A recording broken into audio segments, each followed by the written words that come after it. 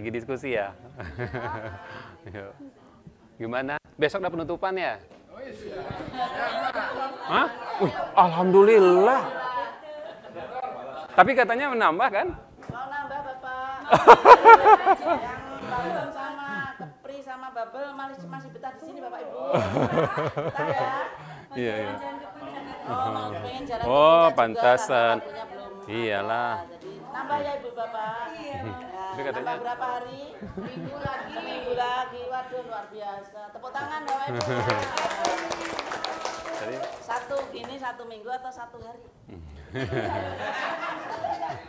Kalau dihitung minggu hanya begini Pak.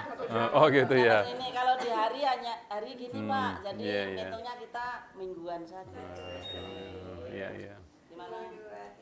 Oke. Ya memang kalau besok penutupan kan ada space ya. Hari Minggu pulang masih ada 1 hari ya kan. Boleh nginep di sini, Pak. Hah? Boleh nginep di sini. Saya betah Pak di sini. Oh betah. Naik ke atas. Oh. Saya betah. Tapi untuk jogging bisa ya. Udah oh. Oh. Hah? Jogging terus ya. Oh, iya iya iya iya. Tapi ini seragam semua dari Banten ya? Iya. Oh, APSI. Oh, semua iya iya. Apa memang seluruh Indonesia sama ya? Kayaknya baru kan? Udah lama ya. Pak Ketua APSI pusat siapa ya? Dokter Pak Agus ya, Pak Sukoco ya ya. Udah lama juga guys. Kayaknya saya terakhir tuh udah 3 tahun 4 tahun yang lalu masih sama beliau waktu masih Ketua APSI kan? Ini periode yang kedua. Kan dulu ada wacananya apa ya, sempat pengawas itu akan dihilangkan. Itu informasinya. Waktu itu ya kebetulan sempat dengan beliau juga, saya dengan Pak Agus ya ceritakan, ternyata itu hanya lupa saya Pak Dirjennya, bahwa semua itu kan pakai grading ya, karena kan pengawas itu jabatan tertinggi dari seorang guru waktu itu. Jadi kelas jabatan itu lebih gede dulu. Sempat kan ada NUPS kan, ingat kan? UNKS kan, sehingga dikejar dulu yang namanya nomor unik pengawas. Ya akhirnya ganti ini ya, jadi ganti. Sekarang kan salah satu syarat untuk jadi pengawas kan harus punya sertifikat guru penggerak. Saya sempat juga waktu itu berdiskusi ya salah satu dengan Pak Praptono. Katanya karena kebetulan Bapak Ibu saya itu kan fasilitator guru penggerak angkatan pertama. Jadi ada sempat 4 kali saya tuh sempat mendiklat ya selama, kan dulu kan hampir 9 bulan ya. Waktu itu guru penggerak, saya masih dapat 9 bulan. Yang terakhir 6 bulan nggak jadi, saya udah nggak lagi di fungsional, saya udah di struktural. Jadi waktu itu kan saya beberapa dari modul yang dipelajari guru penggerak itu kan belum bisa menguatkan dia tuh sebenarnya menjadi pengawas sebenarnya. Makanya salah satu saya tantang gitu, kayaknya jujur aja bagaimana seorang guru yang kadang-kadang mohon maaf guru penggerak itu ada yang guru yang masih muda banget gitu. Kalau kita dulu kan konsepnya idealnya pengawas tuh ya memang harus pernah jadi kepala sekolah sebenarnya. Pengawas ini kan ada guru langsung jadi pengawas seperti itu. Nah itu kan bagaimana kompetensi manajerialnya itu yang ketika melakukan pendampingan, itu kan orang langsung dari guru belum punya pengalaman seperti itu. Tapi untuk ini Pak, pengawas ini semua tidak ada yang dari penggerak. Ya saya tahu persis ini semuanya sudah punya NUPS nih, yang sudah punya sertifikat. Pertama yang melalui diklat penguatan, ada yang memang melalui seleksi substansi, selsi. Baru ditutup tahun 2021. Iya. Betul. Iya. Pengawas kita waktu itu dalam kondisi dalam keadaan sakit. Sehingga, tapi karena dipaksa ya dulu ya, ada yang lagi pakai tongkat. Jadi peserta saya itu rata-rata bapak ibu yang sudah sakitan semua. Karena ngejar rupanya dapat NUPS-nya itu. Iya. Ya. Saya banyak pengalaman dengan pengawas, termasuk juga waktu itu sempat belum ada standar ya. Waktu itu direkturnya Pak Bambang Winarji. Kan ada dulu diklat pengawas tuh ada yang menyelenggarakan di sini beda biayanya, di sini kecil, kalau di sini gede dan sebagainya. Sempat ribut ya Bu ya. Iya, akhir ada yang mandiri kan tuh mandiri tuh. Mandiri ya. Tapi sekarang nggak lagi. Kalau sekarang kan yang berdasarkan dirjen ya, perjanjian baru, bahwa pengawas itu ya lebih ke yang kebaruan ya, melakukan pendampingan sebenarnya.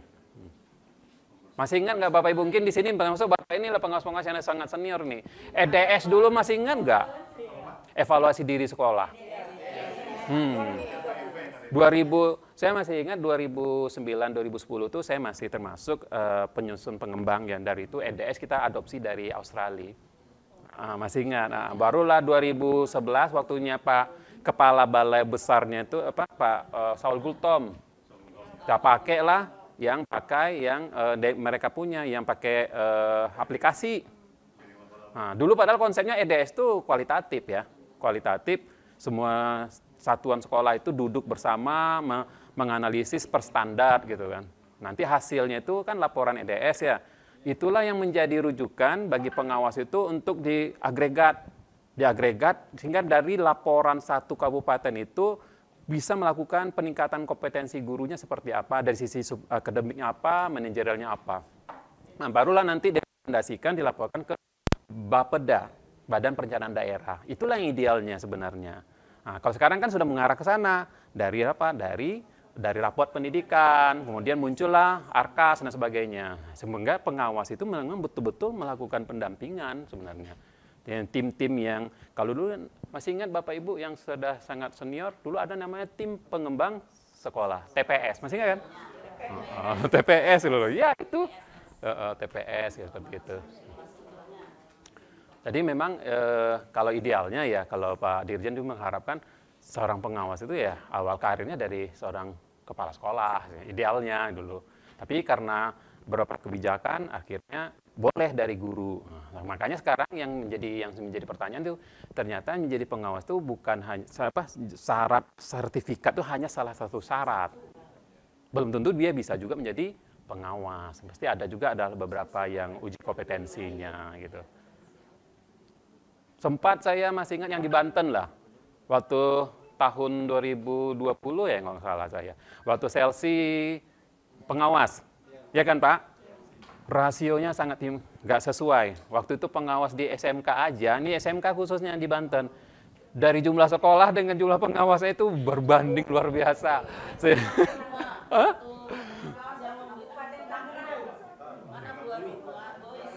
Oh iya, bayangin aja dulu tuh. Sehingga waktu itu saking banyak banget yang calon-calon CPS-nya. Kan idealnya kan 1:7 kan? Ini tambah 0. Ada satu pengawas waktu itu ya, satu pengawas nanganin hampir 30 sekolah. Ada. Pak, yang 60 tunjuk jari. 60? Waduh. Ada yang tunjuk jari.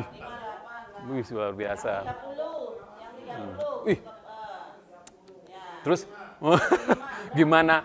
Coba masih ingat kan Bapak Ibu waktu ikut diklat penguatan? Kan Bapak Ibu kan menyusun yang namanya RPA sama RPM. Sebelum menyusun turunan RPA RPM, Bapak Ibu kan hanya namanya laporan tahunan. Betul kan? Turunlah dari RPA RPM per semester. Logikanya Bapak Ibu melakukan kegiatan pembinaan per satu sekolah idealnya kan. Dan itu gimana kalau seandainya sekolahnya ada 60? Pusing lah Bapak Ibu menyusunnya. Iya. Terus tambah lagi kan kalau berdasarkan standar, satu orang pengawas itu kalau berkunjung ke sekolah itu berapa jam sih satu hari? 3 jam. Tapi orang nggak tahu ada pengawas sekolahnya ke pulau loh. Kunjungannya seperti apa? Biayanya, penginapannya, itu kan di luar. Iya.